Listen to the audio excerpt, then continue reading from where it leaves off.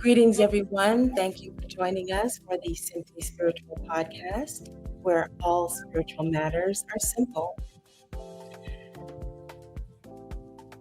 Our broadcast is brought to you today by the I Am mantras. Today's mantra, I am love. I was born in love. I will die in love. I am love where I can be nothing else. I am in the image of source energy, which is love. Therefore, so love I am. So it is uttered, so it is done. Please join me in welcoming our guest to the show, Beverly Azizi. Welcome, Beverly, and thanks for joining us. How are you today? On this very beautiful day, I'm so happy to be here and to have the opportunity to share a few thoughts on the power of love and how that love is reflected in practical ways from the Baha'i perspective. So thank you so much for inviting me to share my humble thoughts. And I'd like to just say that I'm not any of the thoughts that I share or the reflections that I share I'm not representing the Baha'i faith. I again, these are my thoughts, and so please bear that in mind. Thank you. Okay, that's wonderful. Thanks for expressing that with us. Also, Beverly, I would like to know a little bit about you. Who is Beverly Azizi? Would you care to tell us a little? Sure. Yes, thank you so much for asking. So I was born in Central America in a small town called Puerto Limon, and my in a very really brought up in a very loving and nurturing family. My dad had this wonderful encounter. He was raised as a Roman Catholic and actually was an altar boy.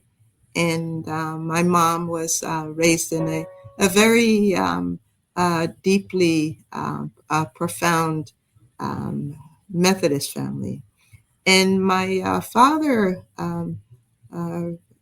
my father's friend came in contact with this young couple who were Baha'is. That was the first time that um, he and his friend had heard the word Baha'i. So this young couple were so loving and so welcoming. They invited my father's and his friend to come to their home to learn more about the Baha'i faith. So they were open-minded, and they decided to go, and so that began a journey of exploring and investigating what Baha'i meant and what the Baha'i faith was. So in that exploration, they learned that the Baha'i faith is a worldwide religion. There are Baha'is in every country of the world, and from all different backgrounds: Christian, Buddhist, Hindu, um, Muslim, Zoroastrian. My dad indicated that he discovered that what the prophet founder of the Baha'i faith, Baha'u'llah, taught, these teachings were so much in harmony with um, the Christian beliefs, the Christian teachings that he had been nurtured with and what he grew up with. So when he determined that he wasn't giving up his allegiance and love for Jesus, that Baha'u'llah, whose name means the glory of God, that Baha'u'llah actually the same voice that he heard through Jesus was the same voice that he heard in Baha'u'llah.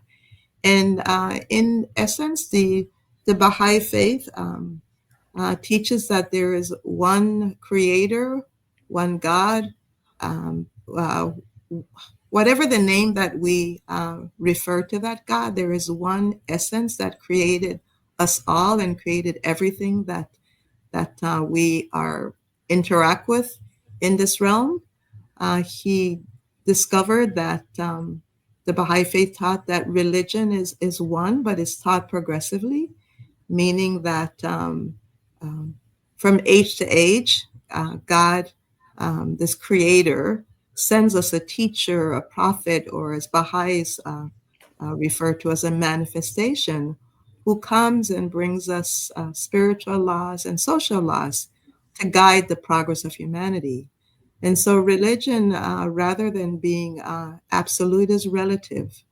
And these teachers that come, say every 1,000 years, they come and they bring us teachings that are applicable to our capacity and the needs of humanity. So these manifestations of God, such as Jesus, Abraham, Moses, um, Buddha, Krishna, Zoroaster, Bob and Baha'u'llah for this day and age, they come and they are all they all have one purpose. The purpose is to help us to understand um, what God desires for us, how we should behave with each other, how we should treat each other, and they bring teachings that social laws and spiritual laws. The social laws change and they evolve as humanity evolves. So the pivotal teaching of Baha'u'llah, of the Baha'i faith, is the oneness and the unity of humankind. That humanity has gone through various phases of development in its collective and individual development. And at one time, it was like an infant. And so the teachings that were brought by the manifestation then address the needs of a less mature humanity. But now Baha'u'llah teaches that we are uh, moving away from our spiritual adolescence and moving towards our spiritual maturity. And some of the traits or qualities uh, that are applicable to that spiritual maturity is learning to neither study nor practice war anymore. Learning that we are all members of one family on this planet, and the well-being of one is impacted by the well-being of all. And so it's based on love. And this love that is the very impulse of why the Creator brought us into being. Um, so Baha'is throughout the world, in small communities, large communities, big cities, throughout the world, are working to help to show this love in not only through our words but through our deeds, and we're seeking to to to to collaborate with others in building communities that reflect this love, the spirit of oneness and the spirit of unity. So that's a little bit about me. So I'm effectively a second generation Baha'i. My dad did eventually, once he studied and learned more about the teachings of the Baha'i faith, he embraced the teachings and became a Baha'i. Interestingly enough, my mother, who, as I indicated before, was raised Methodist, uh, she didn't discourage his exploration of the Baha'i teachings, but she herself didn't at the time join him, but supported his own individual search. So my dad actually unfortunately passed away. He suffered a heart attack and he passed away at the age of 34. And so the Baha'is who were in the town where we lived were so loving and they were so supportive that it inspired my mom to want to find out, what is this Baha'i faith all about? What is it that my loving husband embraced? What are these teachings? So she immediately started to learn more. She opened up her heart and her mind to investigate. And she had indicated that since the time that she was a young girl, she always was an avid reader of the Bible and all the biblical prophecies. So once she started reading the Baha'i writings, immediately she fell in love with the teachings, and she for established for herself that what the teachings of Baha'u'llah were in complete harmony with the teachings of Jesus Christ, and and that actually the prophecies in the Bible, she found the fulfillment of those prophecies in the teachings of Baha'u'llah. Baha'u'llah wrote over 100 volumes. Um, and that's one of the actually gifts to humanity today in this day and age, is that we actually have the writings of the manifestation of God. They've actually been preserved and sealed by Him. So there's been no room for um, misinterpretation and so forth. So once she opened up her heart and mind to the teachings of Baha'u'llah, she fell in love and found that they really fulfill the teachings that she had grown up with in the Bible. And so she embraced the Baha'i faith. And we then, as children, I'm one of 5 children. She then we then grew up with the teachings of the Baha'i faith. Uh, and but I'd like to also indicate that we understood that though we were being raised as Baha'is, that once we had the opportunity to mature, to become older, we had the choice to decide whether this was a faith that we ourselves wanted to adopt for ourselves as adults. And for myself, um, I, I, I, I can't imagine my life without the Baha'i teachings. The Baha'i teachings shape every aspect of my life, my family, my work, my interaction with others. So that's just a little bit about me. So thank you for asking. Beautiful, beautiful. The Baha'is seem to be a very open-minded faith. How do the Baha'is view individuals of other faiths, other beliefs? Actually, because of this concept of progressive revelation, the Baha'i see religion as that there's really one religion, and that religion is revealed progressively. It's like one book, and each religion constitutes a chapter of that book. And so, this concept, if we think about going to school, we go through first, second, third, fourth grade, and so on and so forth. And each teacher is teaching us according to our capacity, the capacity of the student. So religion is the same according to the teachings of Baha'u'llah, that humanity goes through its collective um, education.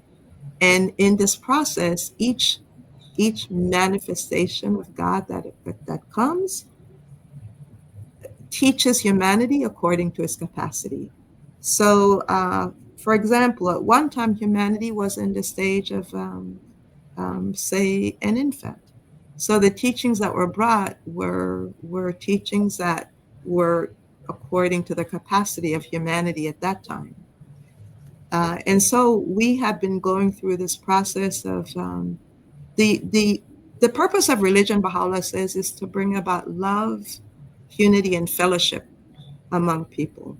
If a religion doesn't do that, doesn't achieve that, he said it's better that we not have that we not have religion. So each manifestation of God that's appeared before the Bab and Baha'u'llah have been teaching humanity to achieve unity on different levels. So we've gone from the stage of learning how to live in terms of achieving family unity, then learning to live in unity in tribes, then learning how to live in unity in um, the city states, then nation.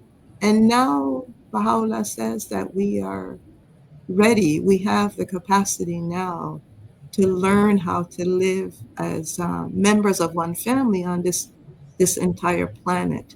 So, as Baha'is, we love. There is a quote from the Baha'i writings that says that consort with the members of all religions in a spirit of love and fellowship. I'm paraphrasing that. But the essence of it is that we are all members of one family, so that when we see each other, we shouldn't see the labels that correspond to who we are, whether we're Christian, Buddhist, Hindu, that we're all one, because there's one creator, and that one creator sees us as the children of that creator, and desires for us to learn how to achieve this unity, and to not allow differences of religion or race, nationality, culture to cause us to separate from each other. And we can see that in the world today, that humanity is really struggling and is suffering. Baha'u'llah says that the reason for this suffering and struggle is because we are not united, because we are uh, dividing ourselves. We're separating ourselves from each other. Uh, and there's another beautiful um, quote from the Baha'i writings. There's an analogy that Baha'u'llah uses. He says that if we think of the different religions or races or nationalities on this planet, if we think of our body, that within our body we have all these um, cells, uh, each playing a particular function, and the cells are not competing with each other. The cells are performing their particular function, and for the well-being of the entire organism of the body. So Baha'u'llah says that we should see and think of each other in that way, that we are as different cells in the body, the organism of humanity, and each cell contributes its particular function for the well-being of the collective of humanity. So, Beautiful, yeah. beautiful. The oneness of us all humanity, Yeah. all existence, that is beautiful. In terms of leadership, Mhm. as you know, I'm an advocate of female leadership. Yes. Yes. Yes, I know. So, actually, Baha'u'llah, among some of the social principles or teachings that Baha'u'llah has revealed to humanity for this day and age, is the equality of women and men. And Baha'u'llah states that um,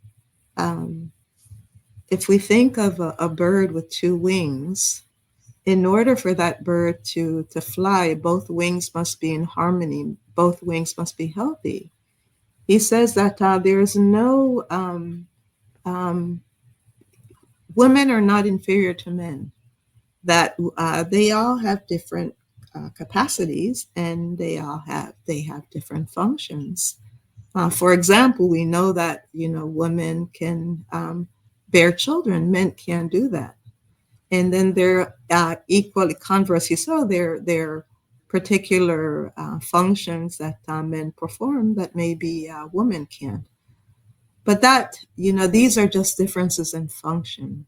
But in terms of our being, who we are equal in scope, and from a spiritual perspective, we are one. We The well-being of men is contingent upon the well-being of women, and equally so, the equality between women and men is essential for the progress and advancement of a society.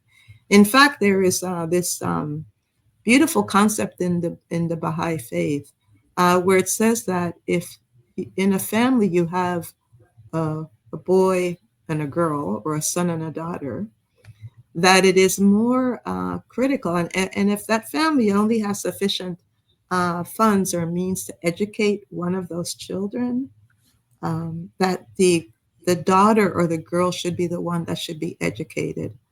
You wonder why? You ask yourself why? Because Baha'u'llah says that in the Baha'i writings that uh, um, women are the first teachers of the children. They're not the only ones, of course. We know that children can both parents or extended family, extended kinship help in the education of children. But women are the primary ones because they are the first ones from the minute that that child is conceived and is developing, when it's obtaining its milk from the mother's breast. It's a process of educating that child, nurturing and educating that child. So the equality of women and men, uh, or the lack of equality between women and men, actually retards the progress of the entire society.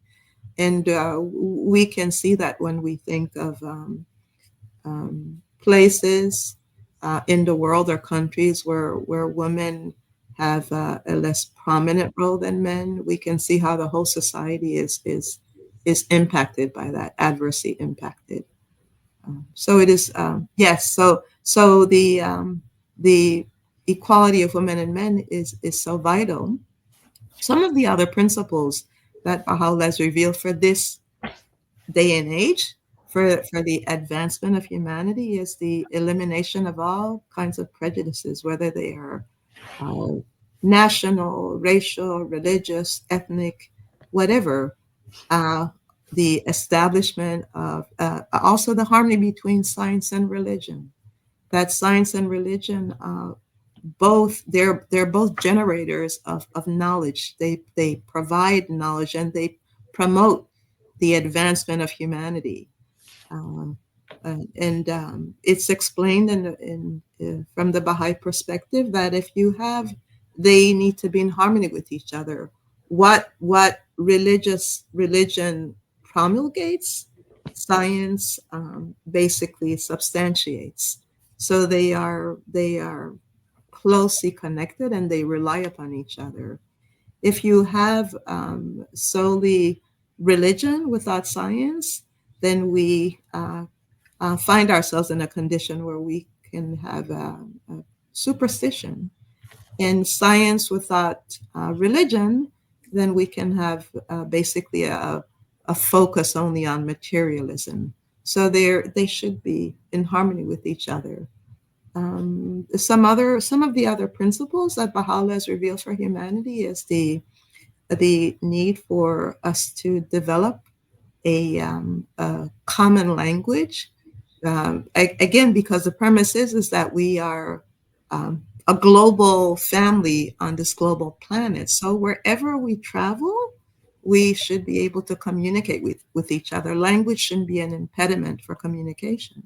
Now, that doesn't mean that we cast away or eliminate our native language. In fact, in the Baha'i Faith, um, uh, unity in diversity is treasured, is loved, is valued. So we're not trying to. The idea is not to create homogeneity. The idea is to value diversity. And again, I always think analogies are so valuable to help us to understand spiritual principles. That if we think of a beautiful rose garden or a garden, in that garden we see different types of flowers, different colors, different shapes, different fragrances. And when we look at that garden, we say, "Oh, what a beautiful garden!" Um, and so when we think of the garden of humanity, all the different races and nationalities, classes, cultures they all help to increase the charm and the beauty of humanity. And and we learn from each other. Another one of the social principles that Baha'u'llah has introduced for a mature humanity is the need for us to have universal compulsory education, that everyone should have access to education, the opportunity to access knowledge. This is a gift from the Creator, and no one should be deprived of that. And that's linked, it's linked closely to the independent investigation of truth. That again, humanity as it's moving from its adolescence, is moving into a stage where it can investigate truth independently. We don't need an intermediary between us and the manifestation of God. So, as a consequence, in the Baha'i faith, there is no clergy, there is no cleric, there's no mullah, there's no rabbi. What we have is an administrative order that's based on institutions. So at a local level, where there is a local Baha'i community where there are 9 or more adult Baha'is, 21 years or older, a local spiritual assembly is elected, and that local spiritual assembly administers over the needs of that Baha'i community. Now, individually, the members of the local spiritual assembly, one, it's not a paid position. It's a position of service that is because the Baha'i writings say that the ultimate everything that we do should be in the spirit of service to others, service to our families, service to the greater family of humanity, um, and so we have the local spiritual assembly. Then on a national level, there's the where again we have a governing body of 9 people who are elected annually, and they administer over the needs of the Baha'is for the entire country. And then the highest governing body in the Baha'i faith is the Universal House of Justice, and that is the governing body, again, 9 people for the entire world. So all of these, you see, these social laws are are connected to recognizing that we are one family on this one planet, and we're learning how to organize ourselves around this principle of the essential oneness and unity of humanity. Yeah. I, Absolutely beautiful. mhm. Yeah, So take it away. I wanted to add that. So I mentioned that the Baha'i faith, there are Baha'is in every country of the world from all different backgrounds, and Baha'is are engaged in. I wanted to just mention some of the other teachings that come from the Baha'i faith. Uh, Baha'is again are we're trying to work to improve um, the lives of our neighbors, um, local neighbors, and neighbors throughout the world. And the Baha'i beliefs address such essential themes, again, as the oneness of God and religion, the oneness of humanity, freedom from prejudice, the inherent nobility of the human being. There is a quote where Baha'u'llah says that, noble have I created thee. That nobility isn't dependent on our race, our class, our gender. That is an inherent nobility that we possess in the very essence of our soul. Again, the concept of progressive revelation of religious truth, the development of spiritual qualities, that our purpose is not only to advance from a material, social sense, but that we are spiritual beings. Um, and that our purpose here, while we're here in this material form, is to develop qualities such as patience and love, which is the focus of our talk today. Love, kindness, generosity, service, excellence, patience, understanding, mercy, compassion, that these are qualities that we all have within us. They are latent. And so our experience here, our material existence, our physical existence is to develop these qualities and to make them more and more prominent in every aspect of our lives. Mm. And so it's this concept that we are not only material beings, but we're spiritual beings. And the material is temporary, but this soul that we all have within us, that is not a material or physical thing, is transcends our material existence.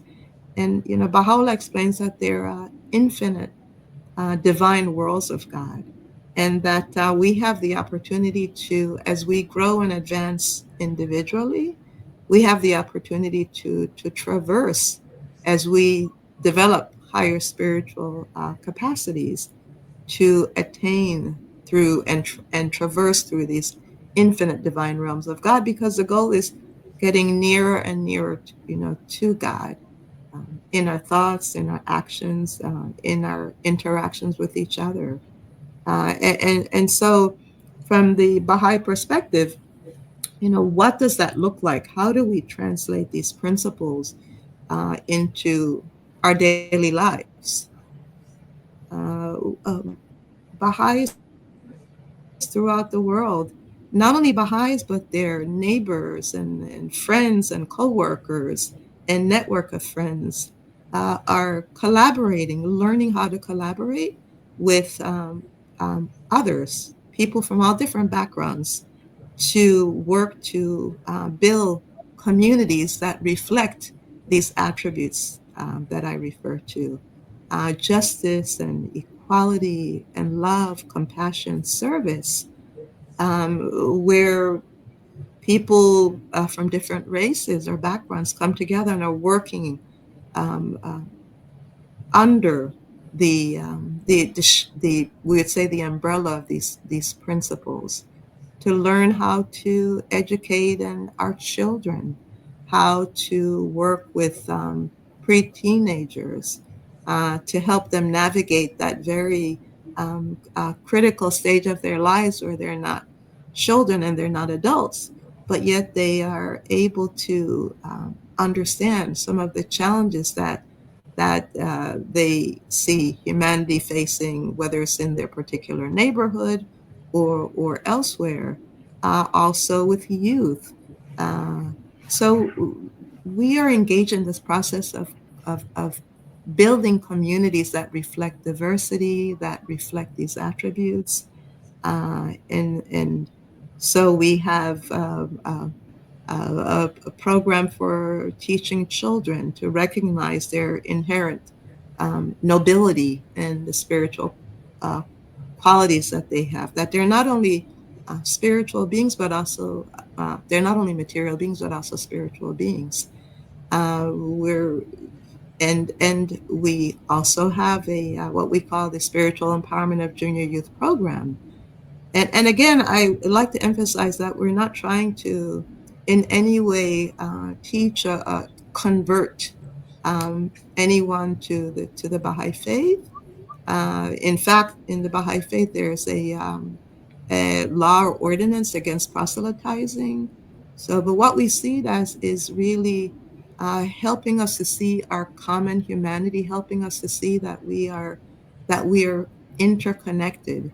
So we are helping us to remove the barriers that have separated humanity for ages now, and to help us to help these children, these what we call these pre-teenagers and youth. We're empowering them to recognize this higher nature that they have, and how they can use this higher nature to help to contribute to the betterment of their community, their families, the city, and the world. And we also, as a part of this process of community building, Baha'is also see it as very important to come together collectively and share. and be inspired by the Word of God through daily prayer, through sharing of the Holy Scriptures, because just as we need material food each day, we also need spiritual food to nurture and our souls and to develop these spiritual attributes and qualities that are latent within us. We also have a process of education where, again, people from different diverse backgrounds come together and study a particular, I would say, it's not a curriculum. It's we study different subjects, and it's based on inspirations from the Baha'i writings. And what we're doing is we're actually the way that it's structured, there's no teacher, there's a facilitator or a tutor, and that individual helps to make sure that everyone has an opportunity to contribute and share their particular thoughts and reflections. So everyone has a voice. In these settings, in these what we call it the institute courses, um, it provides an opportunity for us to really benefit from the what each person brings, our individual talents, our unique capabilities, the faculties that we have from just experience of life. So these core activities are govern this concept of community building, and they're open to all. These are not just, again, um, only for Baha'is. Baha'is invite and welcome, lovingly welcome everyone to participate. Children to participate in these children's classes, junior youth to participate in this junior youth spiritual empowerment program, youth to participate, and adults in the institute courses, because we see these as a way of helping to learn how to collaborate on building communities that are characterized by love and kinship, service, compassion, appreciation of diversity. So this is uh, something that the love that Baha'u'llah talks about. We were created through love by the Creator, and uh, by and through that love, we this Creator sends His manifestations to communicate that love to us. And then the way that we then serve our Creator is by loving each other and serving each other. So this process of community building is an opportunity to reflect these spiritual and divine attributes, to develop them further, and to develop them in practice with each other, in interacting with each other. Yeah, because the goal is learning how to live as one family on this global planet. From a spiritual perspective, we are one, but now we have to learn how to make it manifest in our daily interactions with each other. So Baha'is um, really welcome and invite others to participate, the greater community, because again, we're one. Essentially, we are one, and so the way that we're going to help to eliminate these fruitless prejudices or distinctions or separations. Again, I think of this beautiful quote from the Baha'i writings. It says that the well-being of humanity, its peace and security, are unattainable unless its unity is firmly established. So if we wanted to think of one operative word of when you think of Baha'i, is unity. It's the love. It's a appreciation of diversity. It's a oneness in whatever form in which we view it. It's recognizing that again that we are as I said before, we are as the cells in the body. Each cell um, equally important. Each cell performing its function, um, not competing with each other, but working in perfect harmony and unity for the well-being of our bodies, and equally so, each race, each class, each religion, each nationality, working in harmony and in a spirit of love and appreciation. So I would say that I wanted to share this again, this beautiful quote from the Baha'i writings. It says, um, um, says, fix your gaze on fix. Do not fix your gaze on otherness. In this new and wondrous age, the holy writings say that we must be at one with every people, that we must see neither harshness nor injustice, neither malevolence nor hostility, nor hate, but rather turn our eyes toward the heaven of ancient glory. For each of the creatures is a son of God, and it was by the grace of the Lord and his power that each did step into the world. Therefore, they are not strangers, but in the family, not aliens, but friends, and to be treated as such.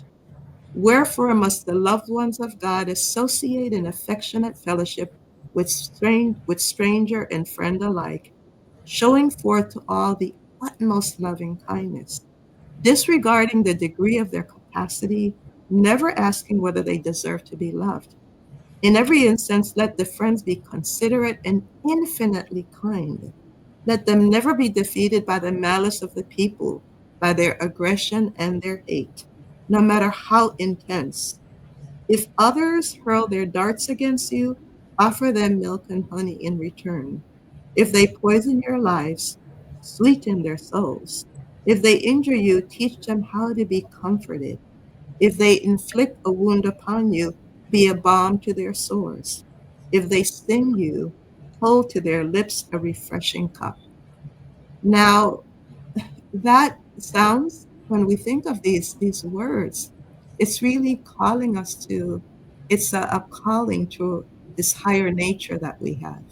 It's a calling for us to recognize that when we hurt one, we also hurt when we hurt each other, because we are so infinitely connected, and that the spirit of love that we should have for each other, again, no matter what our particular, where we come from, what language we speak, that we are, again, this one organism, this one collective body, this one part of the Creator who has created us out of love. So we should also manifest that love towards each other. And where there's ignorance, we help to elevate um, that individuals to eliminate that ignorance. Where we are acting like we are children, we help to then, we're patient with each other and help to culture and help us to attain a greater level of maturity. So we are growing, and the oneness and inherent unity of humanity is it's been prophesied. And while we look at the world today and we think to ourselves, that we can't imagine how this world can begin to operate as one organism. Well, we see that when we look back to history, we see that humanity has learned how to live in the construct of the family, the tribe, the city state, the nation. And now we are being called to the next um, logical and organic part of this this maturation, the spiritual maturation. So there is the Baha'i writings and the Baha'i teachings are extremely optimistic about the future of humanity. We feel that we have gone through this process of divine education, and that we have the capacity to learn how to live as one, and to really love each other and appreciate each other and learn from each other. Because again, everyone has the capacity. We all can teach and we can learn from each other.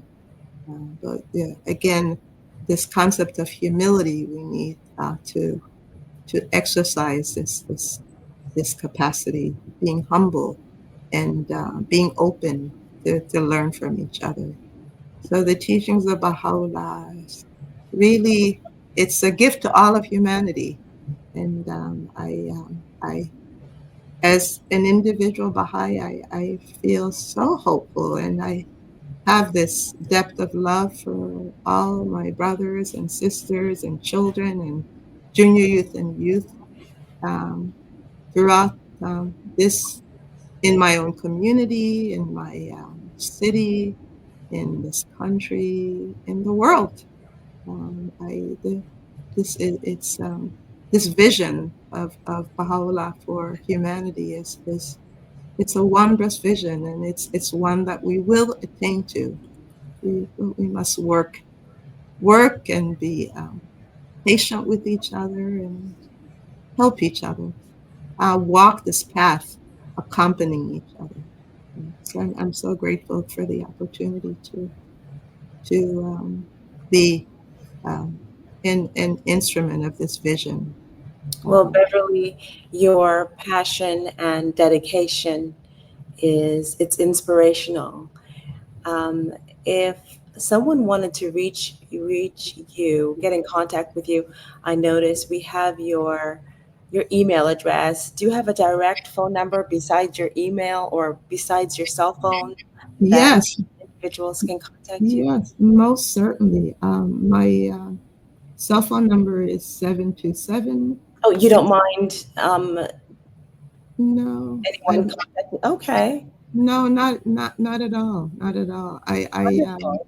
I feel that it will be fruitful to engage in what we call meaningful conversation with others. So yes, Okay, my cell phone number is 727-641-2623, and of course, you see my email address as well displayed on the screen. that And would if someone generally wants to learn more about the Baha'i faith and the Baha'i teachings, there's also the website, the www.us.baha'i. Uh, okay. I just wanted to confirm the phone number. That was yeah, 727 641 uh-huh 2623. 2623. Perfect. Mm-hmm. Okay, I'll go ahead and put that on the screen for those of us that would like to reach out to Mm-hmm. Beverly. I'm sure they're willing and would like to hear more about this beautiful faith that Mm-hmm. is so open and so welcoming of others, unbiased, which is absolutely beautiful and rare. Yes. So, so thank you. Yes, yes, yes. Oneness. Thank you so very much for the opportunity. And again, I'd just like to emphasize that I am, again, I'm one Baha'i who's expressing and reflecting on the Baha'i principles and teachings from to the best of my understanding. But really, each individual is asked to basically engage in their own exploration and um, I'm not in any way representing or I'm not an authority. I'm just a humble Baha'i who's growing and learning, seeking to grow and learn, and to increase my understanding of this wondrous faith that the Creator has given us through Baha'u'llah, the founder of the Baha'i faith. Yeah. Again, Thank, your humility, Beverly, is truly beautiful. thank you so much. And Thank you. thank you so much for joining us, Beverly. And I look forward to interviewing you again. Thank you so very much. Thank you for the opportunity. You have a wonderful things and with the opportunity to bring smiles to others. Beautiful, beautiful. Thank you so much, Thank you. Beverly. Thank you. Thank you for joining us in this Simply Spiritual podcast. See you next time. Don't forget to like, comment, and subscribe.